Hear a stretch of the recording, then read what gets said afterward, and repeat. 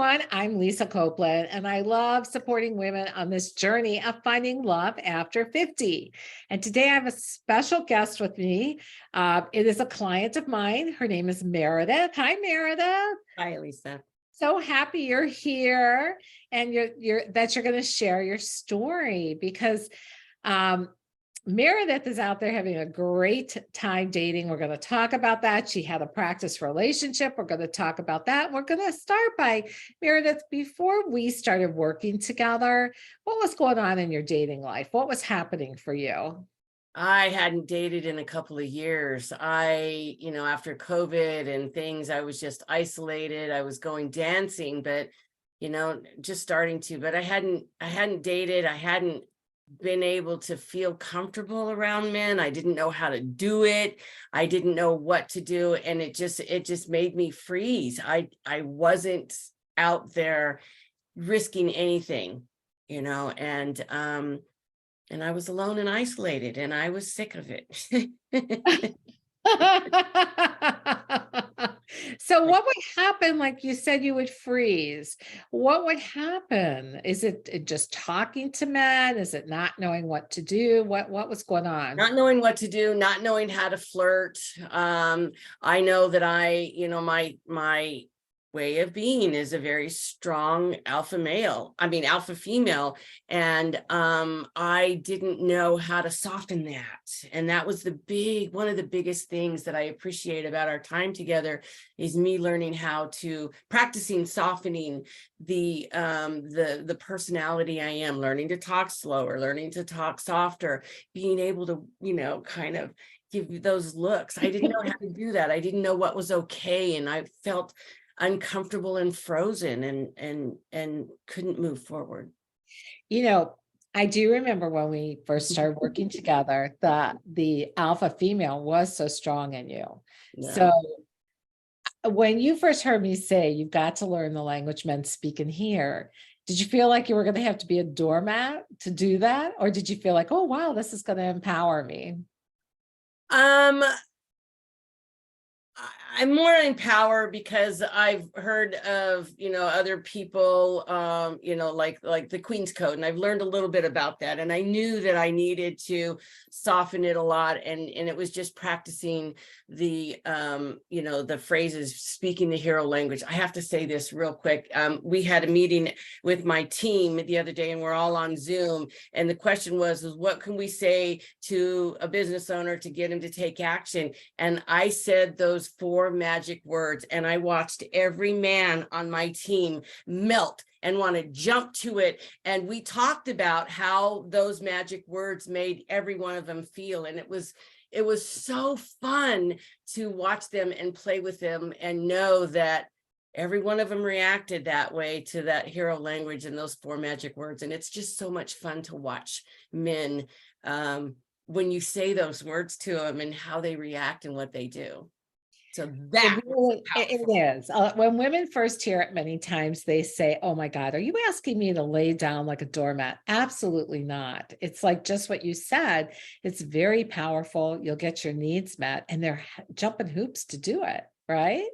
Yeah, it's fun. It's fun. And I don't care if it's my child, my son, guys I work with, guys I'm dating, family, whatever. It's like you say those 4 magic words and they literally stand to attention and are there for you. And it's just fun to watch. It's fun. And you want to say the 4 magic words? You want to share them?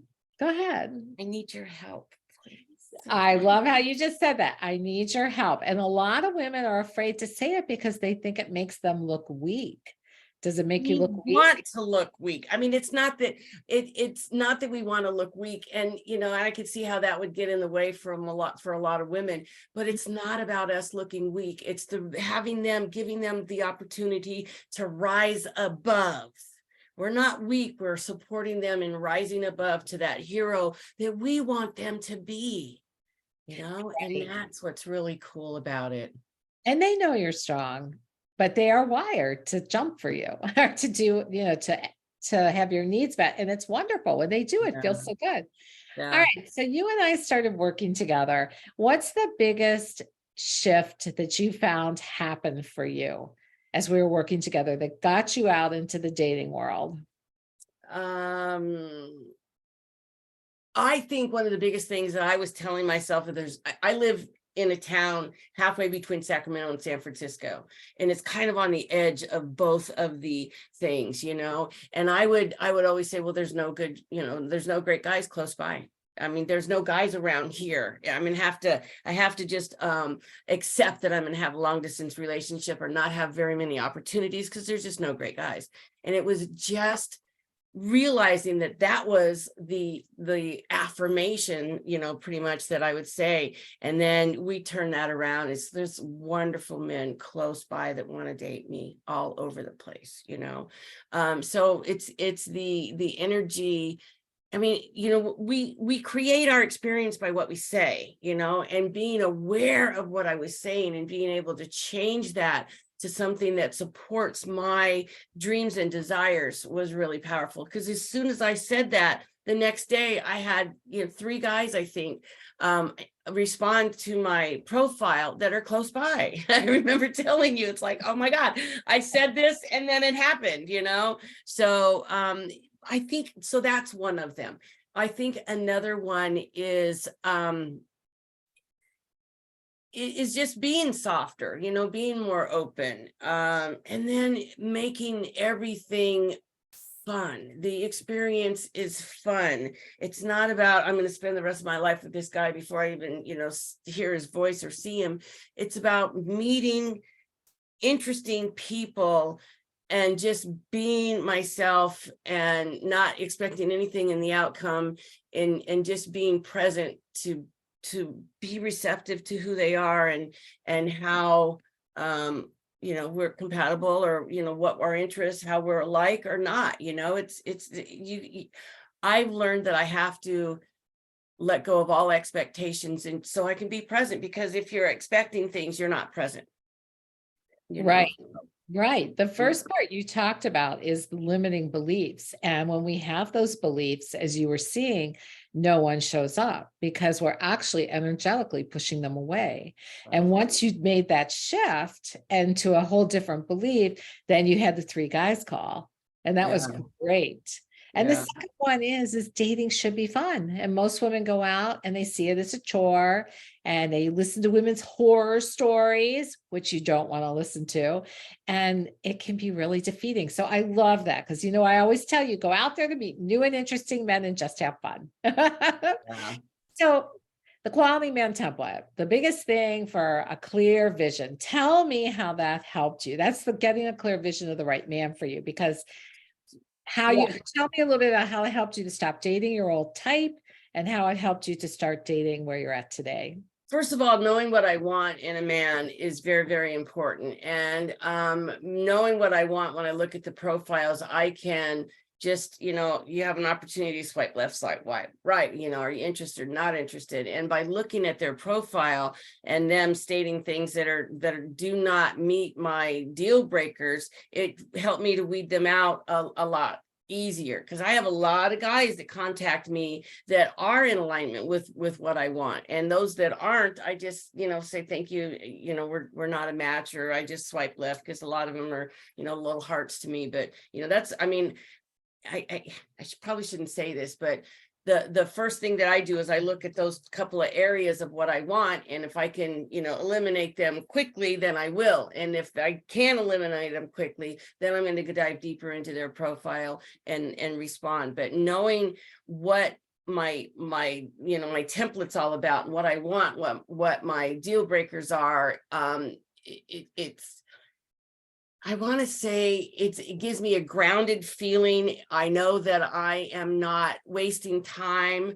I think that's the biggest one. I work full time. I have a house. I have 2 dogs. I have a lot going on. I'm, I don't have time to waste to, with something that doesn't work for me. And that's the other thing. Speaking of wasting time, I have to say this. You have helped me to identify the scammers, the people that are not showing up as who they are so quickly that it's just, I mean, I just this last week I got rid of 2 of them. It's like, you're not, one, you're not matching what your profile says, so thank you very much. And just not doing what I say. I cannot text during work. Don't text me at work. And if somebody wants to text me during work and they continue, and this guy texts me, he was supposed to call me. He texted me during work. I didn't answer him. And then later he didn't call me that night. And then the next day I asked him what, he goes, well, I texted you and you didn't respond. I said, well, I've already told you that. And he said, well, when you didn't respond, I got really worried. And that just made the hair on the back of my neck stand up, because number one, you're not listening. Number two, you're worried about me before we even meet. And I don't want somebody that's going to worry about me and put that kind of energy on me. So I'm like, this isn't really what I'm looking for. I wish you the best. Thank you very much. Have a good day. Delete, block, I mean, and it's that quick, had I not gone through and spent as much time with you as I had, I wouldn't have these skills, these awarenesses that I have, the time savers, and then the other things to really celebrate, because I didn't know. And that's a big thing, is to celebrate, the wisdom and the guidance and the efficiency of what it is that dating, at my age, I'm almost 64 years old. I mean, it's a little different. Speaking of that, and being open to, dating guys older or younger. I mean, a lot of them at my age are a little older than I want them to be. So I'm open to dating younger guys, but that's a thing that I have to weed out too, is, how healthy are you? How young are you, even though you're old? And it sounds like your quality man template really helps you do that. And you did get into what I call a practice relationship for a little bit. Yes, I So did. a practice relationship is, sometimes we go through these and we learn about ourselves. So what did you learn about yourself as part of this practice relationship? And what did you learn about men? Because they all teach us if we're willing to look. I have to know and be mindful that when we meet somebody, we put our best self forward. So it could take a couple of months before we could really see what the real person is like. I mean, and when in this practice relationship, he always put his best self forward. I wasn't seeing that he was really tired and didn't have the energy. And it took a couple of months for me to see that his mind, he'd had a stroke last September, August, something like that. And I believe the effects of the stroke had started, changing his cognitive, abilities. And it took a couple of months of watching him to see how that was showing up. So what I learned in that is, I always fall in love too quick. And that was the other thing that scared me, and I need to be valued. And if I fall in love too quick, then I'm not allowing them to value me. And, so I tried to be better with him, but I also learned that I really need to take time and at least a couple of months to get to know somebody, because that's what it's going to take for them to start showing who they really are, rather than this, this thing that they're putting out there. Right, because we tell stories about people based on their profile. And oftentimes, because we're telling a story based on our subjective way we read the profile, and we show up on the date and they show up on the date, and we go, that's not the person, but it is. It's just the story that we told does not match the person. So the profile was amazing. Tell us where you are today. I know you have like 2 dates today. So you're all 2 dates today and 1 tomorrow. And they're all really close, and they're all like, almost throwing themselves at my feet. And I have a number of other guys that are, we're trying to work it out. But again, I work full time. It's hard. I am, dating on weekends because I can't really do it during the week. So it's like, we have to work them in, so to speak. But it's fun. A lot of them. I have to be mindful and careful that I stay, focused on each one. I have to look at the profile and, before I talk to them, to remind myself of, the conversations that we've had. And it, I know that we want to meet somebody really soon after talking to them, but it's kind of hard because of the time, that I have to date. So I have to be really careful and not text too much, not be on the phone too much, and meet with them right away. And I feel like if I meet them right away, once I stand in front of somebody, I know, I know more. I know more because without standing in front of them, I know nothing other than what they tell me. And, that may be true or not, so, but, feeling somebody, seeing somebody, spending time with them, looking in their eyes, smiling, that is what I need to experience so that I can spend more time getting to know them. I have to meet them. And I've learned to not get, I did this once when we first started, and I didn't do what you said, and I talked to somebody too much, and I had a long conversation with them, and then when we met, he wasn't what he said, and I realized how much time I wasted, how frustrating I was, and how much I beat up on myself for not following what you said and and doing it anyway. But I learned. I'm very careful, and I hold my emotions. I'm better at holding my emotions and not getting so excited so early on, because there's just too many guys out there to waste this energy on. I need to meet them and go forward from there. So I think that's helped me a lot. Is I've never been in a place where I've had more than one guy want to date me at a time, and now I have so many that it gives me the freedom to relax, to choose, to be myself, to be authentic, to not care.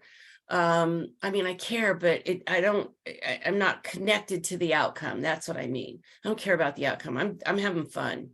I'm having fun. And if it works, great. And so what would you say if you were telling someone who is thinking, oh, should I use a coach, not use a coach? What would be your pearls of wisdom about that, since you did choose to use a coach?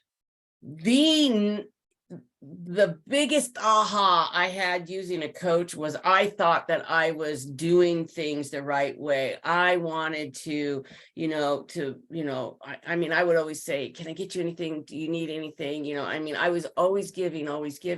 And when you taught me that, I give 80, 90%. No, you want to give 35, 40%, never 50. And I just had the biggest aha. I literally fell back in my chair. And because they need to come to me. And if I'm constantly doing for them, they don't have an opportunity to step up. That was a big aha for me. So I would say that the best thing for me in working with you is learning how to be effective, efficient, productive, and confident, and having that energy. I've learned so many things working with you, and it's just subtle little changes that I had to make, awarenesses that I had to have to stop and allow. I think that's the big thing, is stop and allow them rather than me, out there and do it all. I need to stop and allow and draw back and be that little, damsel in distress, or whatever it is, so that they can be the hero, and knowing that I am capable and I am strong and I'm an amazing woman. But I need to let them, step up and be that hero. And I knew nothing about that. So I think working with you has changed my life so much. In addition to my dating, I've just gained my own there's been so much personal growth with me. So I value the time that we had together. I did your program. I extended your program because I was getting so much out of it, and I wasn't ready to give up the advice, the coaching, the wisdom. And even 5-6 months into the program, you stop me and go, oh, what are you doing writing that to him? Stop, back up. And I'm like, oh yeah, you're right. Okay. So I was not that I resisted, I just had a lot to learn, but it's not so much the learning, it's the practicing so that these skills are more natural rather than, you know, And the support, make yeah, sure you're practicing right, like you just said, because that's why you stayed with me. You said, I still need that support because you were yeah, not going to stay. And then you yeah, said, we're talking and something had come up and you said, oh, I need more support. yeah, It's really hard to do on your own. It's why I use coaches in my life too, because yeah, the second set of eyes. Well, yeah. Meredith, thank you for sharing your story. You have a wonderful, wonderful time on your dates today. Thanks, And Laurel. one of these, and there'll be a time where we'll come back together again because you'll have met your guy. But I'm so glad this is a journey. It's not a destination. And as you can see, Meredith is almost 64, as she told you. She's having fun. And there are men where she lives because so many women say to me, oh, there's no guys here. But yes, there are. You just can't In see my them. town, 5 miles away, there's a You lot. So just can't see them. So thank you so much, Meredith. Have fun. thank you so much. All right. Have a great day.